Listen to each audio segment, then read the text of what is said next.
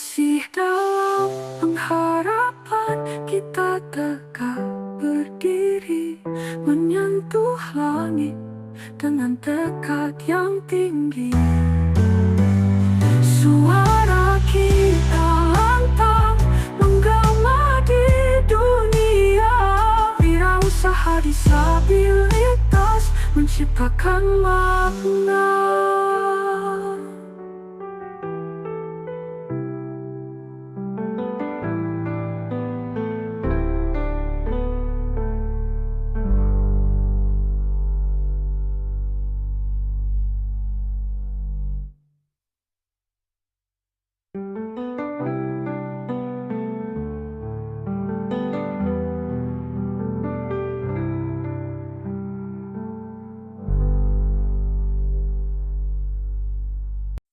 Assalamualaikum warahmatullahi wabarakatuh. Ketemu di channel Adi Edukasi, insya Allah dalam kondisi yang sehat. Ini di program masih dalam pengharapan. Kita ketemu dan di program ini kita mencoba untuk ngobrolin tentang edukasi dan juga tentang motivasi serta pengetahuan disabilitas dan non-disabilitas. Di session ini saya akan ngobrolin tentang transmusi. Nah, transmusi ini berhubungan dengan pengembangan diri ya, teman-teman. Jadi, pengalaman atau pemahaman ini saya dapat mungkin sekitar 25 tahun. Saya dalam kondisi disabilitas netra dan lebih tepatnya 30 tahun karena sekarang kan ada di usia 35. Dan saya cerita ini memang banyak yang bertanya, kemudian juga banyak yang saya amati sering mengalami kondisi yang stuck gitu dalam pengembangan dirinya, kemudian juga selalu merasa nggak ketemu solusi dengan problem-problem yang semakin numpuk, dan mereka lupa bahwa sebenarnya solusinya ada di diri sendiri. Kenapa seperti itu? Dulu saya saat belum bisa mengerti gitu transmusi ini adalah semacam seni hidup atau merubah bentuk energi dari energi yang berat yang rasanya sulit diterima menjadi energi yang ringan yang cukup bisa membuat kita bisa tetap bertahan hidup dan bisa selalu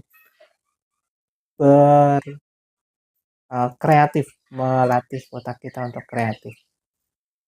Awal nggak melihat itu pasti semua orang nggak akan mengalami karena kondisi nggak melihat ini kan sifatnya disabilitas dan orang-orang tertentu yang dikasih kondisi seperti ini. Artinya nggak semua orang. Tapi saya ingin memberi contoh, kita pasti setiap orang pernah mengalami kondisi sakit ya. Baik itu secara kesehatan ringan maupun sakit yang mungkin cukup makan waktu, misalnya 1 minggu, sebulan, dan lain sebagainya. Pasti ada pernah di fase itu. Dan ketika dalam kondisi seperti itu, kira-kira apa yang dilakukan oleh teman-teman? Biasanya yang sering saya temui adalah kita berobat, kemudian kita mengeluh sana sini, mencoba obat sana sini, dan hasilnya belum tentu berhasil. Dan ketika kita sudah mau untuk menggunakan teknik transmusi ini, pada akhirnya kita bertahap bisa sehat atau setidaknya kita bisa berdamai dengan keadaan yang sedang dialami. Nah, ada contoh lain lagi, misalnya problem kehidupan sosial ya, seperti kita sulit untuk melakukan pendekatan atau bersosialisasi, kita tipe orang yang pendiam atau sulit untuk mencari bahan obrolan, dan semakin kita mengeluhkan itu dampaknya kita semakin nggak nyaman, dan ini kita bisa rubah prosesnya gitu ya. Yang pertama adalah kita mau untuk menerima prosesnya, kita mau harus untuk menerima itu, kondisi itu. Sesulit apapun kita harus mencoba untuk mau menerima. Nggak mudah ya, selama kita masih hidup saya kira adalah jalannya. Sampai kapan muncul pertanyaan seperti itu? Ya, jawaban yang lebih tepatnya adalah kita mau sampai kapan di kondisi yang enak, yang nyaman, atau sebaliknya. Nah, jadi kalau saya boleh memberi semacam rumus gitu, ringkasan, bahwa transmusi ini adalah penguat saya ketika saya nggak melihat, kemudian saya nggak bisa berjalan saja takut gitu ya, kemudian ketemu sama orang was-was, kemudian ingin seperti yang lain bisa jalan ke sana kemari, bisa bercanda-canda dengan orang lain, tapi saya sering mengalami kondisi yang nggak bisa seperti mereka. Dan setelah saya terima, saya mau untuk mengupayakan di sisi-sisi yang sulit ini menjadi kekuatan. Pada akhirnya saya ketemu dengan metode yaitu transmusi ini. Jadi saya rubah yang tadinya itu saya nggak terima, saya merasa uh, kondisi hidup itu kayaknya nggak ada manfaatnya gitu. Dan setelah saya rubah semuanya, saya berpikir ternyata uh, nggak nggak buruk-buruk banget sebenarnya yang saya alami.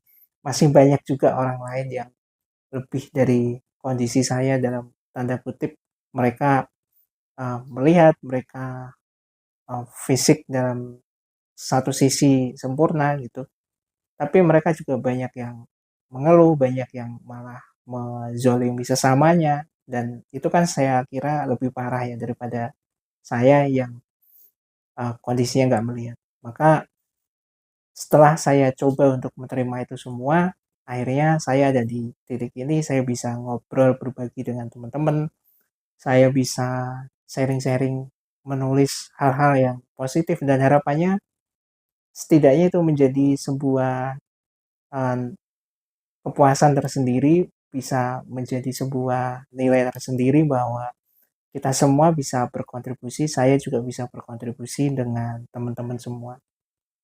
Jadi kalau kita rumuskan, kita mulai dari nol lagi, kita mulai dari penerimaan diri kita sendiri, dan nggak perlu mencari perbandingan, kemudian solusi sana sini, mengeluh sana sini.